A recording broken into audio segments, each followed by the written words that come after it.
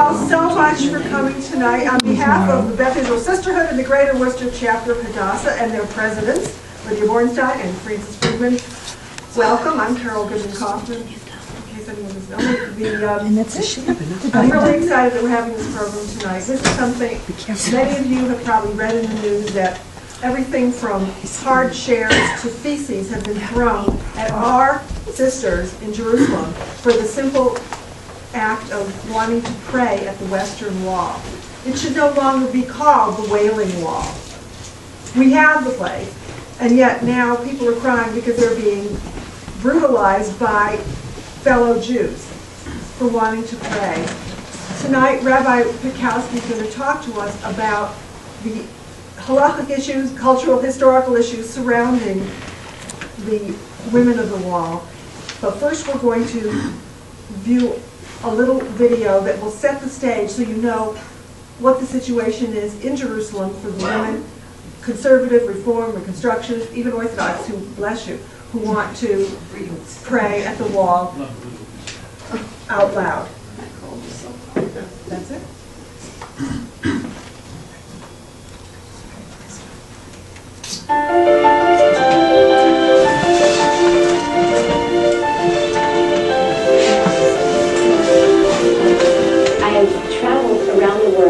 Prayed with talit and tefillin on trains in Japan, on airplanes going to Prague and to France, and the only place where I'm actually scared to put a talit over my head and pray, lest I get hit over the head with a chair or have feces thrown at me, is at the Kotel, at the Western Wall in Jerusalem.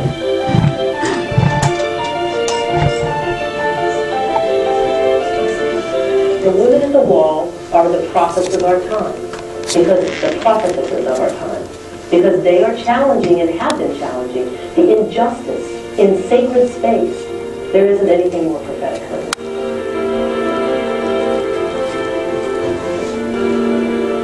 The important thing for people to understand is that this movement did not begin as a statement. This movement did not begin because anyone was trying to prove something to anyone else. This movement began because women want a relationship to God and a relationship to Jewish tradition.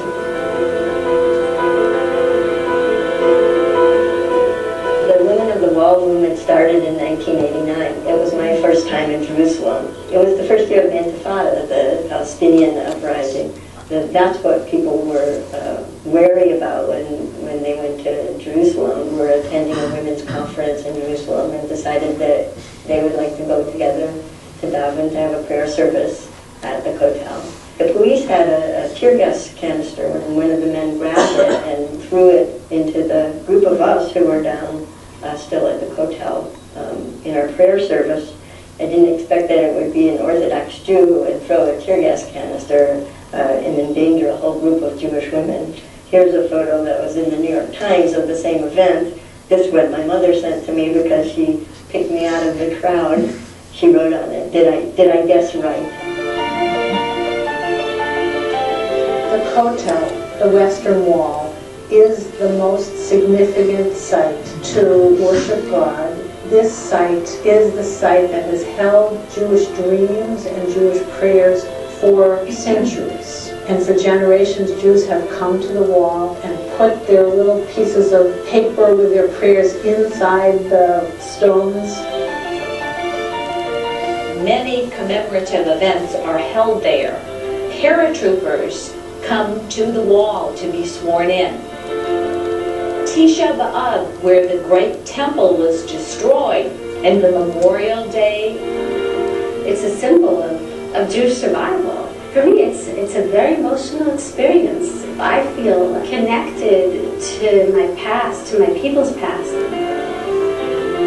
My first real spiritual experience in my life happened at the Kotel. As I came close, I actually felt in that moment something I'd never experienced before in my life, which is I felt that I could experience the presence of God. חל עלינו איום שבהצעת חוק שעברה קריאה טרומית בכנסת ישראל, שכתוב שם ככה: לא יקוים טקס דתי בעזרת אנשים שליד הכותל המערבי, הכולל הוצאת ספר תורה וקריאה בו, תקיעת שופרות, לבישת טליתות ותפילין. העוברת על הוראות סעיף זה דינה מאסר 7 שנים.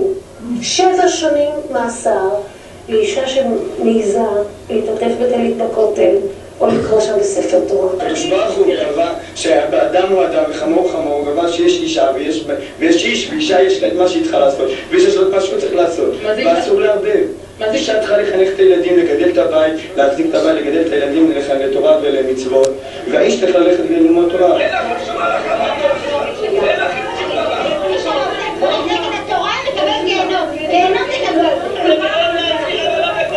מה שנשות הכותל רוצות זה להיות אזרחיות שוות זכויות גם בכותל המערבי. את החירות להשמיע את הקול שלהם.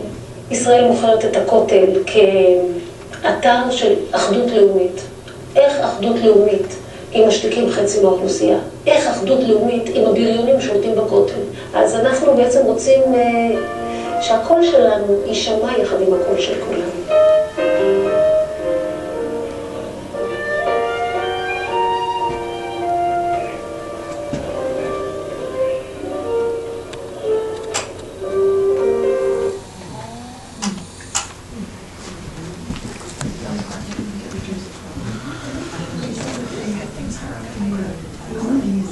Give me 1 second, I'll close this. When we feel like Rabbi's Rosenbaum's, prayed in the back of the closet, they surrounded No, there wasn't a mechitza, but Carl, do you want to say anything else, or do you want to? No, I mean, you're up. They were just taking pictures. Smiling. I'll try. It's not easy to smile when it's with So I'm going to speak for a few minutes about, or maybe more than a couple minutes, about Jerusalem and the Kotel, the place of the Kotel in Jewish history. What are the origins of the problem that exists today, or the problems that exist today? And I want us to imagine, I wish I sort of had a map of the Kotel area, because there are really 3 separate areas that we need to speak about. So we're going to talk about them as if we have a map in front of us. Okay? So for 2,000 years of exile, Judaism was blessed with an image of Jerusalem that was literally otherworldly. Right? It was called Yerushalayim Shalmala, the heavenly Jerusalem. And the heavenly Jerusalem was combined in Jewish thought with Yerushalayim Shalmata, the earthly Jerusalem, meaning the physical, flesh and blood Jerusalem. And basically for 2,000 years, the two of them, the heavenly Jerusalem that people spoke about in our prayers, and the earthly Jerusalem, never saw a contradiction between the two. Right? And there was one very simple reason why there was never a contradiction between the two. Because most people never saw the real Jerusalem. Most Jews didn't live in the land of Israel. They lived somewhere else. For them, the only image of Jerusalem that they had, that they knew of, was the heavenly Jerusalem, the Jerusalem we speak about in our prayers. Okay. So no contradiction possible because they didn't know the earthly Jerusalem. Now there always was a small Jewish community that lived in the land of Israel, that never actually left, they never went with the exiles. There was always a community in Jerusalem, one of the 4 holy cities of Jerusalem. From the time before the destruction of the first temple, right, through the modern day. There were even Jews who, throughout those centuries of exile, somehow figured out how to make Aliyah, how to move to Israel. Some of them lived in Jerusalem, some of them lived wherever else they lived. Right? But that was the minority. By and large, Jews lived outside of Israel. Their image of Jerusalem was, in the painting they had of Jerusalem, or Leshana Abba B'Yushalayim, the words they spoke at the Passover Seder. It was not because of the experience they had on their tourist trip to Israel. That was not the reality. The city that we read about, right, in our prayers, in our Bible, in the Torah, was this heavenly Jerusalem. The challenge we have before us stems from the fact that when the reality of rebuilding the city, right, when this became the reality of our people in the late 19th century, what our ancestors discovered was that it was actually much more difficult to deal with the earthly Jerusalem than it was to deal with the dream.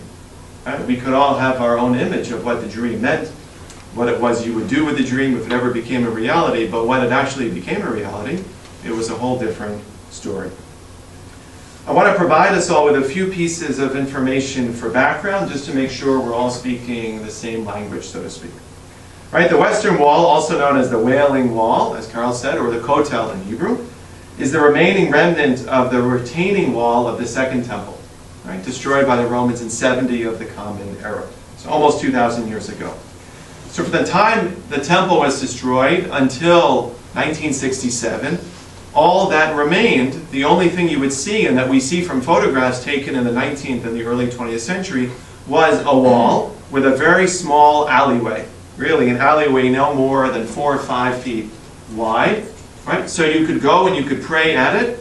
Right? You could put notes in the wall, but it was nothing like the very large area that we see today. With the exception of the Temple Mount, which again, here's where we need that 3D model. So you have the Western Wall. On top of that is what Jews call the Temple Mount. Right? Now Muslims also consider this whole area sacred. They have very, very large mosques on top of that area. But that is where we believe the first and second temple were built and were destroyed. There is massive, huge halachic disagreement over whether Jews are allowed to go up there, because since we don't know exactly where the temple stood, you might be standing in a place, the Kodesh HaKodeshim, the Holy of Holies, where only the high priest is allowed to go, only on Yom Kippur. So in order to play it safe, you're just not supposed to go there. That's one opinion. There are people who disagree with that. But there are disagreements. So by and large, the Western Wall is the holy site. It is the holiest site in all of Judaism and all of Jewish history. This is the site that people go to. Jews have prayed toward the Western Wall, right, at least since the book of Daniel was written. There's a quote in the book of Daniel written about 2,500 years ago that speaks about praying toward Jerusalem, toward the temple. So at least since that time, we have prayed toward this one specific site, these stones. For most Jews, though, until 1967, this was a destination in our minds, in our hearts, in our prayers. It was not a destination that you actually ever thought that you would reach, or that they ever actually reached.